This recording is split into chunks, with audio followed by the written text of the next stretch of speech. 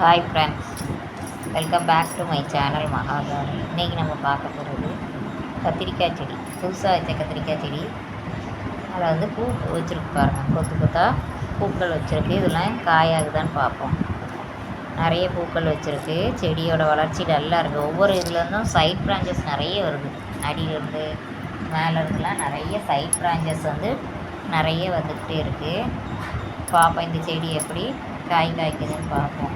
அது நல்லா செடி வந்து நல்லா ஃப்ரெஷ்ஷாக இருக்குது. நல்லா நோய் தாக்குதல் இல்லாமல் நல்லா ஃப்ரெஷ்ஷாகவே இந்த செடி வந்து வளர்ந்துக்கிட்டு இருக்குது.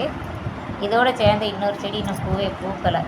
இப்போ தான் ஹைட் ஆகிட்டு இருக்குது. இது வந்து கொஞ்சம் நல்லா ஹைட் ஆகி பூ வைக்க ஆரம்பிச்சிட்டு காய் பிடிக்குதா என்னன்னு பார்ப்போம்.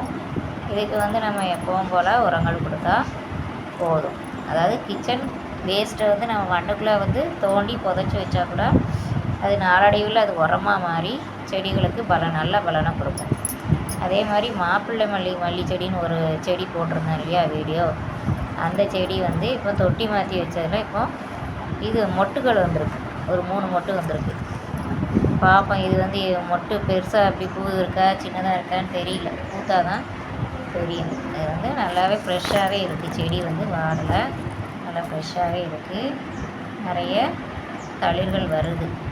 அந்த செடியில் வந்து நிறைய தளிர்கள் வருது. பார்ப்போம் இது எப்படி நமக்கு பூ பூக்குதுன்னு பார்ப்போம். இந்த சீசனில் வந்து இனிமேல் மழை சீசன் வந்துட்டுன்னா பூ பூக்காது.